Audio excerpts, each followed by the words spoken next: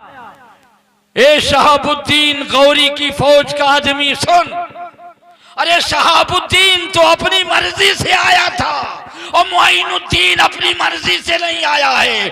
मुइनुद्दीन तो अल्लाह उसके रसूल के भेजने पर आया है। मुझे रसूलुल्लाह ने भेजा। माशाअल्लाह, बहुत खूब माशाअल्लाह। मुझे रसूलुल्लाह ने भेजा, मैं तो जाऊंगा। मेरे ख्वाजा आए और हिंदुस्तान में परचम इस्लाम ऐसा लहराया कि आज पूरा हिंदुस्तान, और पूरा हिंदुस्तान नहीं पूरी दुनिया के लोग मेरे ख्वाजा के मज़ार पर हाजिरी देने को सादत अबदी तसव्वुर करती है। शायर कहता है सुनाने अपनी बर्बादी की अफसाने कहाँ जाते, तेरा जब छोड़कर ख्वाजा ये दीवाने कहाँ जाते। हमेशा भीख हमने तो इसी चौखट पे पाई है, हम अपना दामन उम्मीद फैलाने कहाँ जाते। मुकद्दर है अजल से जब यही मरना यही जीना, तो फिर ऐसा में संजब तेरे दीवाने कहाँ जाते। इल्लल्लज़ीना आमनू व आमिलुस सालिहात, वो लोग जो ईमान लाए अमल सालेह किया, वो लोग घाटे में नहीं हैं, वो लोग खसारे में नहीं हैं, वो लोग नुकसान में नहीं हैं। नुकसान में तो हम आम लोग हैं कि हमको रसूलुल्लाह की शरीयत से कोई मतलब नहीं। खाली मौलाना लोग कुरान पढ़ें, बच्चे खाली कुरान पढ़ें, हदीस पढ़ें, तुमको कुछ नहीं सीखना है। 50 साल की उम्र हो चुकी, नमाज पढ़ने का तरीका नहीं मालूम, वजू करने का तरीका नहीं मालूम है। क्या करते हो? तुम्हें क्या हो गया है? अपने अंदर तब्दीली लाओ, तब्दीली लाने की कोशिश करो, वरना तुम मिट जाओगे। अभी मौलाना मोइनुद्दीन ने शेर पढ़ा था, न समझोगे तो मिट जाओगे ए हिंदी मुसलमानों, न समझोगे तो मिट जाओगे ए हिंदी मुसलमानों, तुम्हारी दास्तां तक भी न होगी दास्तानों में। आज हमको तो मस्जिद में बुलाया जाता, बेहतरीन फर्श है, पक्की मस्जिदें हैं, हम सजदा करते हैं तो कंकरियां नहीं चुभती हैं, इसलिए कि बेहतरीन फर्श पड़ा हुआ है। मगर कल के मुसलमानों को देखिए, उनकी नमाजें कैसी थी। अरे जिनका आप बहुत नारा लगाते हो, मुहर्रम का महीना आता है, या हुसैन या हुसैन बोलो, लगाते हो ना, और नारा लगाना भी चाहिए, गलत नहीं है। ये दुनिया में कुछ गलत लोग हैं जो कहते या हुसैन कहना, या हुसैन का नारा लगाना गलत है। अरे जब तक हुसैन का नाम लेने वाले, जब तक दुनिया में ला इलाहा इल्लल्लाह मुहम्मदुर रसूलुल्लाह पढ़ने वाले दुनिया में रहेंगे, तब तक ये दुनिया भी रहेगी।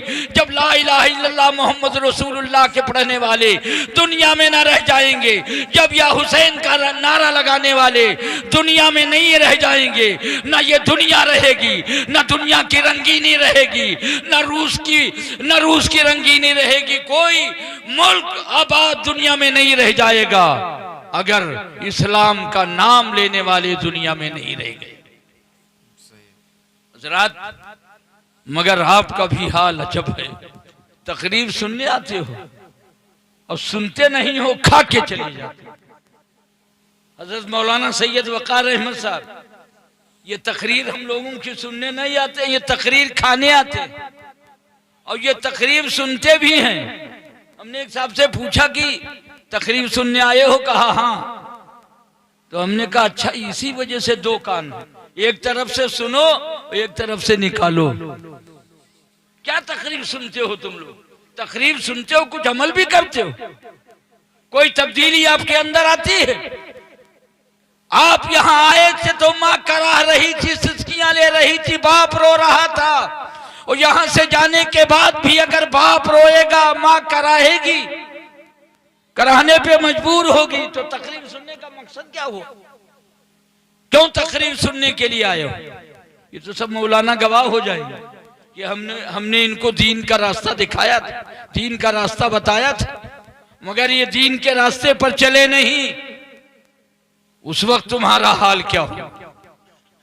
ये जो मस्जिद आप लोग बना लेते हैं और इसका पेट नहीं भरता, तो मस्जिद जानते हो क्या करती? बद्दुआ करती है। मस्जिद बद्दुआ करती है। तो जब मस्जिद बना लिया, मस्जिद बद्दुआ करती है। आपको कोई बुला ले, पेट भर के खाना न दे, तो बोलो उसे आप अच्छा कहोगे? उसे आप अच्छा कहोगे?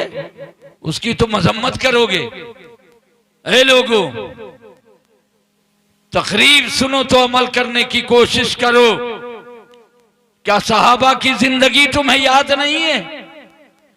क्या हुसैन की जिंदगी तुम्हें याद नहीं? खाली मुहर्रम का महीना आ जाए, खाली सीना कूटो, सीना पीटो, बस यही तुमने समझा, यही इस्लाम है, यही तुमने समझा है।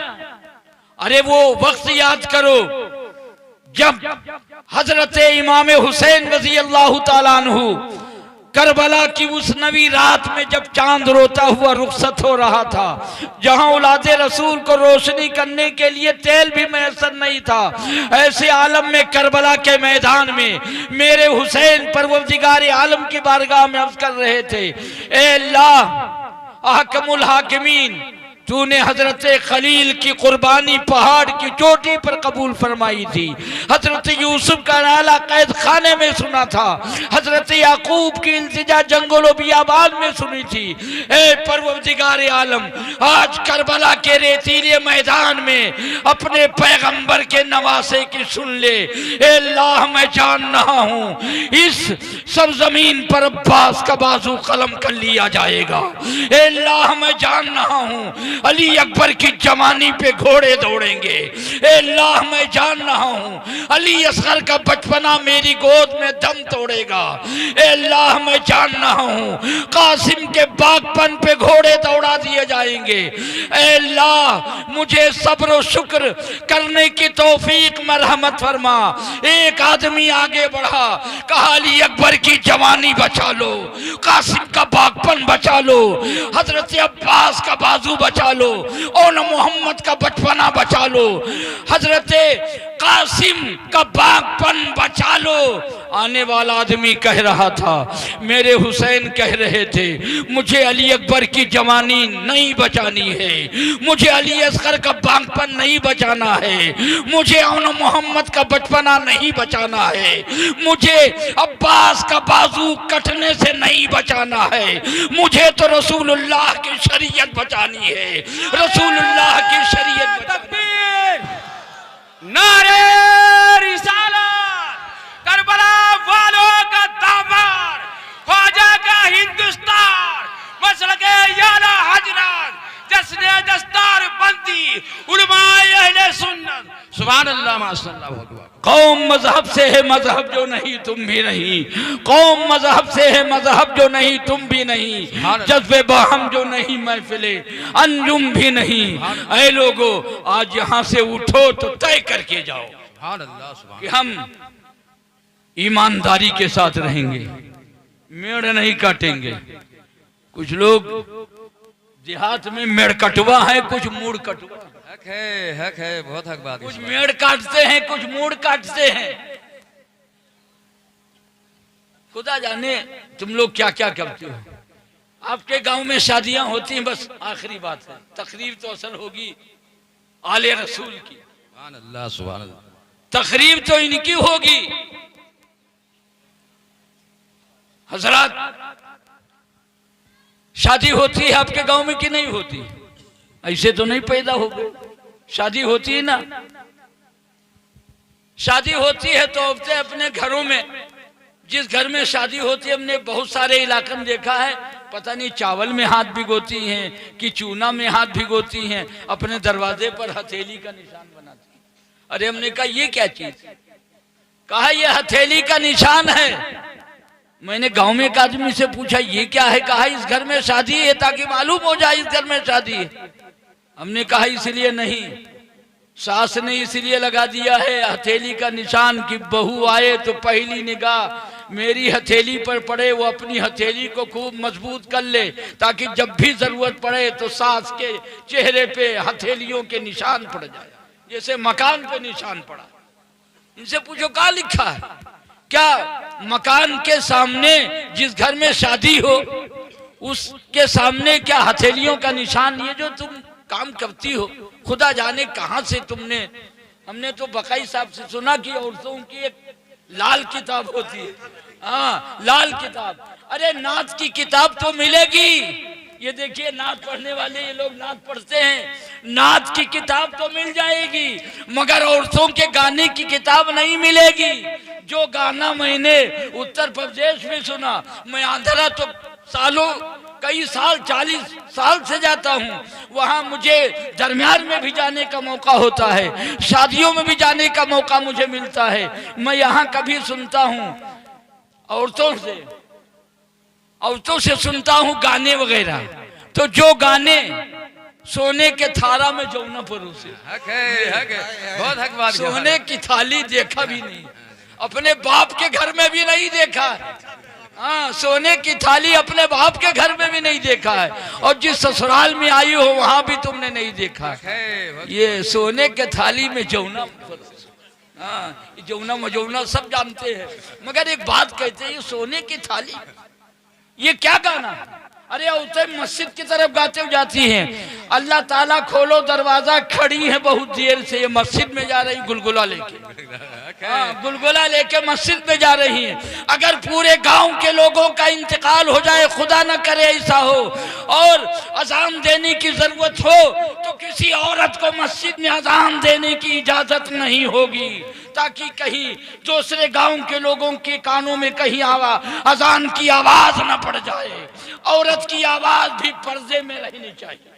सही है, हक है, माशाअल्लाह। ये औरत है जो बेपर्दा घूमती, ये गाना गाती, अल्लाह ताला खोलो दरवाजा, खड़ी बहुत देर से गुलगुला लेके गई और गाती हुई गई। कहाँ लिखा है? कहाँ लिखा है? गाना कहाँ लिखा है? अरे सुनो, नबी करीम फरमाते हैं, एक जमाना वो आएगा कि लोगों की सूरतें बिगाड़ दी जाएंगी। साहबों ने पूछा वो कौन से लोग होंगे? कहा गाने बजाने के शौकीन लोग होंगे जिनकी सूरतें बिगाड़ दी। बहुत हक बात की बात। ये गाना कहाँ लिखा जो तुम शादियों में गाती? शादियों में उतनी खुशी मनाओ जितनी खुशी मनाने की इजाजत रसूलुल्लाह की शरीयत ने दी है। ये मर्ज भी नहीं रोकते। ये जगह मैंने सुना, मैं बचपने में जब पढ़ता था तो वहां हमको कुछ औरतें ले गई है ताल के किनारे, वो खसाहिब लोगों का गांव था, मैं भी पूरे गांव खसाहिब है मेरे, एक भी घर कोई दूसरी बिरादरी कर रही है, पूरे कमालपुर के लोग खसाहिब। हमको ताल पर ले गई, जब पढ़ते थे गांव पे। हमने कहा क्या बात? कहीं फातिहा कर दो। हमने कहा ये ताल पर? कहा हाँ हाँ यही ताल पर फातिहा कर दो। सरामन भी रखी थी। कहा मेरे घर में शादी, वही सरामन भी रखी थी, और कहा फातिहा करो। हाँ, खुदा जाने इन औरतों का क्या है। वो बकई साहब ने बताया कि औरतों की एक लाल किताब, हाँ औरतों की एक लाल किताब जिसमें सब लिखा है, जितनी, हाँ सब लिखा है। ये सब क्या कर रहे हो तुम? अपने घर में अपनी औरतों को रोको। ये क्या कर रही हो तुम लोग?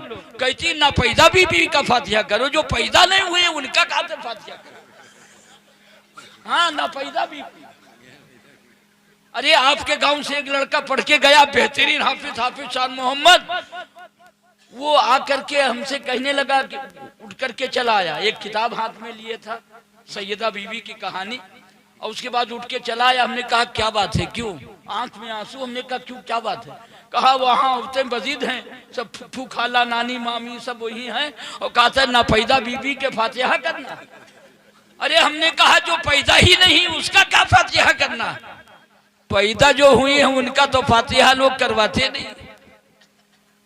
तुम्हारी अम्मा पैदा हुई, तुम्हारी सास पैदा हुई, मर गई, न बहू को कोई ख्याल है कि मेरी सास मर गई फातिहा करवा दे, न बेटी को कोई ख्याल है कि मेरी माँ मर गई है तो फातिहा करवा दे। इन पैदा बीबी के फातिहा करवा। देखो इनके मुंह देखो, नाफैजा बीबी का फातिहा करवाती। क्या लिखा है? काम वही करो जो तुम्हें करना चाहिए। हजरत तकरीर तो मैंने पहले से सोच लिया था कि हजरत आ गए हैं सैयद वकार साहब। अब इनकी मौजूदगी में तकरीर तो इन्हीं की होनी चाहिए। हम लोग तो इसी इलाके के हैं, हम लोग तो इसी इलाके के हैं। तकरीर तो इन्हीं की होनी चाहिए थी। और माशाअल्लाह ये तो आले रसूल। और इनकी बात भी सुनो, इनका चेहरा भी देखो, सब इबादत है। अस्सलामु अलैकुम व आखिरु दअवाना अनिल हम्दुलिल्लाह।